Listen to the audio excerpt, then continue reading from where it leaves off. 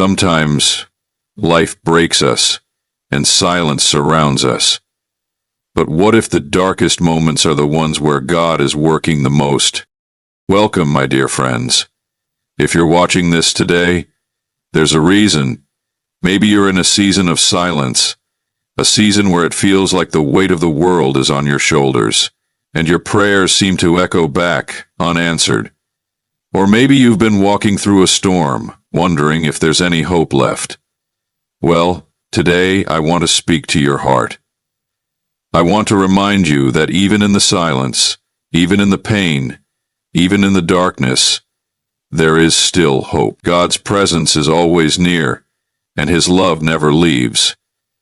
Together, let's uncover how growth often comes from brokenness, and how hope is quietly growing in the darkest places of your life. Stay with me until the end, because there's a truth you need to hear, one that will strengthen your faith, renew your hope, and remind you that you're never alone on this journey. Life's hardships are real and unavoidable. This truth hits everyone at some point, no matter how faithful, prayerful, or devoted they are. Pain doesn't knock politely, it barges in.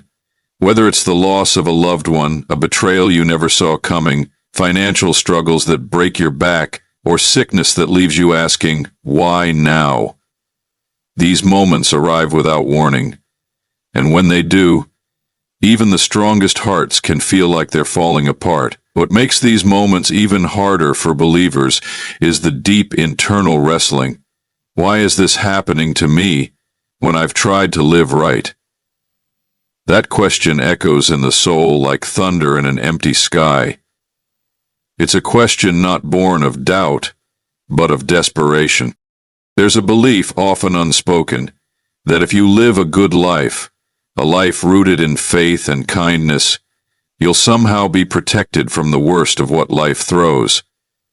But experience shatters that illusion. Good people suffer. Righteous people cry themselves to sleep.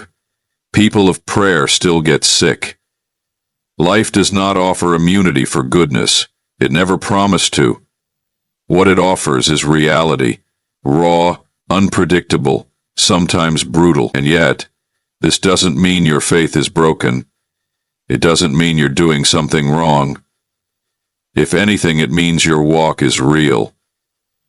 Because faith that only works in comfort isn't faith at all.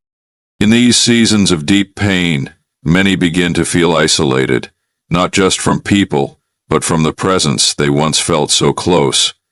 But the weight of hardship doesn't mean abandonment. The breaking you feel isn't a sign of divine absence. It's part of being human in a broken world. And sometimes, it's in the very breaking where the deepest truths are revealed. These moments press hard against the soul, demanding answers, but they also create space where truth can take root, slowly, quietly, powerfully. The stories of those who came before, those who walked through fire, who sat in the pit, who were betrayed by family, forgotten by friends, remind us that hardship has always been part of the path. They weren't spared, but they were carried. Their lives weren't perfect, but they were purposeful. Life's pain didn't disqualify them, it refined them. Silence doesn't mean absence. That is one of the hardest truths to hold on to when you are walking through darkness and all you hear is nothing. You kneel. You cry. You speak from the deepest places in your soul, and there's no reply, no sign, no sense of presence, just silence. And in that stillness, doubt creeps in. Not always the kind that makes you question everything, but the kind that whispers, maybe you're on your own now. It's in those moments that the silence feels heavier than the pain itself. But silence has always been part of the journey of the faithful. The sacred texts are filled with men and women who knew what it meant to call out and hear nothing back. These weren't weak or forgotten people. They were chosen, anointed, faithful. and yet they still walked through seasons where every prayer felt like it hit the ceiling and fell back down. That silence wasn't punishment. It wasn't absence. It was a place of stretching, of refining, of growing deeper roots. Because sometimes, what's happening in the silence is louder than words. Sometimes, the silence is the classroom of the soul. Silence asks a question that comfort never does. Will you still believe, even when you can't feel? It's a refining fire that burns away surface-level faith and brings forth something pure, something unshakable.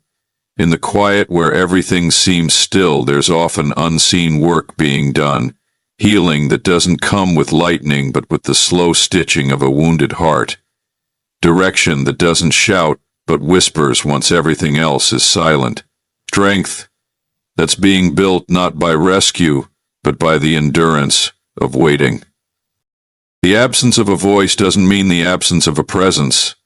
The presence is still there, not in the loud, dramatic ways we often expect, but in the quiet strength that keeps you standing when you thought you'd fall, in the peace that doesn't make sense, in the breath you still have when everything around you feels like it's collapsing. Silence is not rejection. Sacred space where deep faith is born. Not faith in what we feel, but faith in what we know to be true, even when everything in us wants to give up. Growth often comes from brokenness. This is a truth many only come to understand on the other side of pain, when the storm has passed and they look back at who they were before it all fell apart. Brokenness is not a place anyone chooses willingly. It's a space we're often pushed into by loss, failure, betrayal, or disappointment, so deep it shakes us to our core. In those moments, it feels like everything is crumbling. Our plans, our confidence, our sense of direction, yet it's in that place where everything is stripped away that something new can begin to grow. Throughout the journey of faith, brokenness is not the end of the story. Time and time again, it becomes the beginning of something holy. When pride is shattered, humility rises. When dreams fall apart, purpose is revealed. When strength runs out, real dependence is born, not on what we can do, but on something deeper, eternal. It's in the breaking that the soil of the soul becomes fertile enough for truth to take root. What once was theory becomes reality. What once was head knowledge becomes heart conviction. The words we've heard so often suddenly carry weight because now we've lived them. Brokenness teaches in ways comfort never can. It strips away distractions and illusions. It reveals what's real and what was just noise. It humbles us, not to crush us, but to open our eyes to grace. Grace that meets us in the mess, not after we've cleaned it up. Grace that reminds us that we are not defined by what's been broken, but by what's being rebuilt. And the rebuilding is slow, often painful, but it is sacred, because what is rebuilt after brokenness is stronger, truer, and more anchored in eternal things. Many of the most powerful testimonies are born from broken places, not because suffering is beautiful in itself, but because of what is formed through it. Compassion deepens, patience grows, faith roots itself in deeper soil. And as we heal, we begin to carry not just our own pain, but the wisdom to walk alongside others in theirs. That's the hidden miracle of brokenness. Not just that we survive it, but that we become more whole through it, not in spite of it, but because of it. Faith is tested most in silence, when the noise fades, when the answers don't come, when the miracle doesn't arrive in the way you prayed for. Welcome, welcome, but what a little time. It's when the heart is broken that we cry. It's when the heart is hurt that we cry. It's when the heart breaks, faith is truly revealed. It's easy to believe when the heavens are cloudless. You're always welcome. You are always secure. That's where real faith steps in, not the kind that depends on feelings, but the kind that holds on, even when there's no visible reason to. In the silence, you find yourself asking questions you never thought you'd ask, not out of rebellion, but out of longing. Are you still with me? Do you see what I'm going through? These aren't weak questions. They're the cries of a heart that still believes enough to ask. And though the silence may feel like a void, it is not empty. It's a place where the deepest transformation happens, not through sight or sound, but through surrender. Faith that has never been tested is shallow. It's in the silence, when all the outer supports fall away, that you find out what your foundation is really built on. Those who walk through the silent seasons and still choose to trust, still choose to wait, still choose to worship, they are walking in the kind of faith that heaven honors. It's not loud. It doesn't always look victorious on the outside, but it is fierce. It is steady. It is the kind of faith that doesn't require proof to keep standing. And that kind of faith changes a person. It deepens their compassion. It quiets their pride. It strengthens their resolve, because now their faith isn't based on what they've received, but on who they've come to know, even if they can't always feel him. This kind of testing isn't punishment. It's preparation. It's the wilderness before the promise. It's the fire before the refining. It's the silence before the voice speaks again, often in a way we didn't expect, but desperately needed. And when that voice does come, when the breakthrough arrives, those who have walked through the silence will not just rejoice. They will understand. They will carry a testimony that speaks louder than any sermon, because it was born in the quiet where only faith could breathe. You are not alone in feeling alone. That may sound contradictory, but it holds a powerful truth that every believer needs to be reminded of, especially in seasons of silence and suffering. One of the enemy's greatest weapons is isolation, not just physical, but emotional and spiritual.